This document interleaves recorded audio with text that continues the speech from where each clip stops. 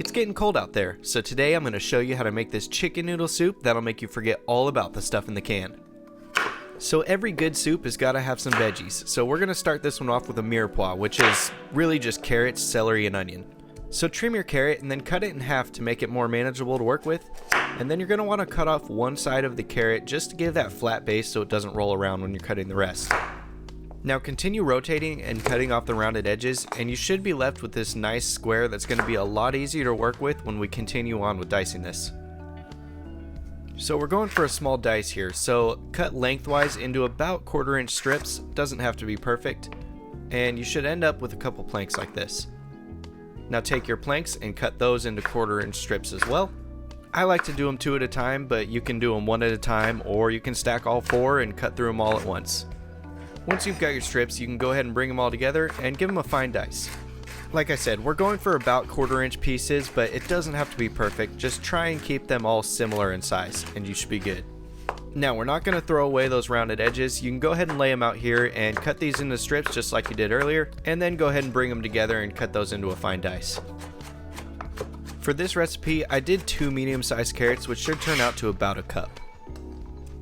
Next up, we got our celery, which is essentially the same process as the carrot. So we're going to go ahead and trim off the edges, cut it in half so it's a little easier to work with, and then I like to take each rib and cut those right down the middle, and then take those pieces and cut those into smaller strips. And again, you don't have to be perfect here, just make sure they're roughly equal in size.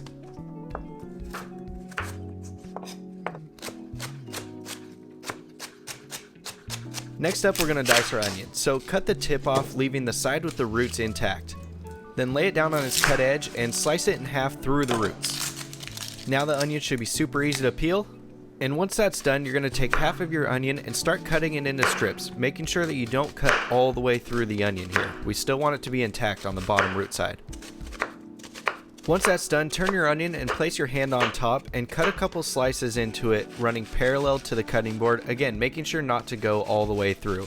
Your onion might get away from you a little bit like it did with me here, but just go ahead and group it together and cut it into slices as best as you can. After that, all you have to do is give it a couple more chops and you should be good to go. We're going to want to go with a whole onion in this recipe, so once this one is done, go ahead and do the exact same thing with the other half. Next, we'll take a small handful of parsley, and you can pick the leaves off one by one, but I like to just take my knife and run it up the stems like this. It just makes it super quick and easy, and the little bit of stem that comes with it is totally fine. And once you've got that done, just run your knife across it a couple times to give it a nice fine chop, and then set it to the side. Now we'll take 1 clove of garlic, and I like to smash it before I chop it just because it breaks it apart a little bit and makes my job a lot easier when I'm cutting it into a fine dice. Mince it as fine as you'd like. It's going to be going raw on top of the soup, so you just don't want the chunks to be too big. Next, we're going to make a cartouche, which is this piece of parchment paper here that's going to sit on top of your veggies, and it traps in the moisture and all that flavor and keeps them from browning too much when they're cooking. So to make this, take a sheet of parchment paper that's just larger than the pot, then lay it down and fold it over one time hot dog style, and then give it another fold hamburger style. You should see that you end up with one corner that has all the folds in it and the other corners open up like this. Keep track of that one corner with all the folds for this next part. Now, still holding onto that corner, fold the parchment over itself kind of like you're trying to make a paper airplane. Then take that new section and fold it over itself again. And then fold the whole thing in half one more time. In the end, you should end up with this cone-shaped paper football kind of thing here. Now hold the cone so that the end of it is right over the middle of the pot you're going to cook in, and cut the tip off. Then go to the back and cut off right around the edge of the pan. Once you're done, unfold it and it should look something like this. If yours comes out a little bit different, that's fine, as long as it covers the veggies. Next, heat up some oil in the same pot to about medium heat, and then throw your veggie mix in. Give it a good stir, and then we're going to season this with a good pinch of salt, some fresh cracked black pepper, and some garlic powder. Give them another good stir, and then press your cartouche down so that it's flat against the veggies, and try to get a good seal around the edges here. The idea is to trap in all of that moisture. We're going to cook this on medium heat for about 10 to 15 minutes, stirring occasionally until the veggies are just softened. That'll give us time to make our super simple, basic shredded chicken. So you're going to take 2 chicken breasts and coat them with oil on both sides. Then wash your hands, of course, and then sprinkle on a little bit of salt and some fresh ground cracked pepper.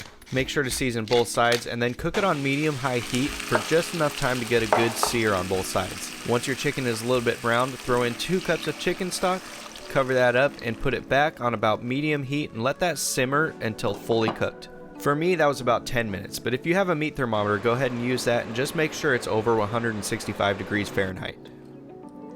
Now let the chicken rest until it's cool enough to handle, and I'm shredding it here with just 2 forks.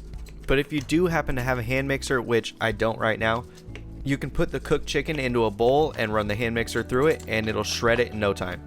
So now that everything is getting close to done, we're going to heat up some chicken broth. Now ideally I'd like to make my own, but I ran out of time, so we'll just heat this on medium-low until it comes to a simmer.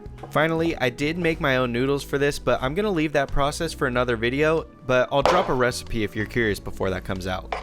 Now that everything's done, we're going to start assembling. So I like to do everything separate, one so you can control the portions of everything you put in, but also so that everything holds its own unique flavor rather than all being cooked together in one big pot.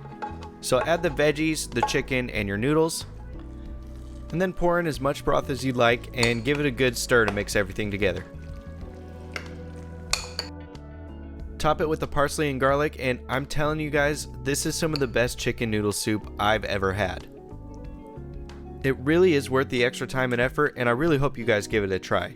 If you like this video, let me know in the comments below. Also, let me know if there's anything else that you want to see me make next. Otherwise, drop a like and subscribe if you enjoyed this, and I'll see you in the next one.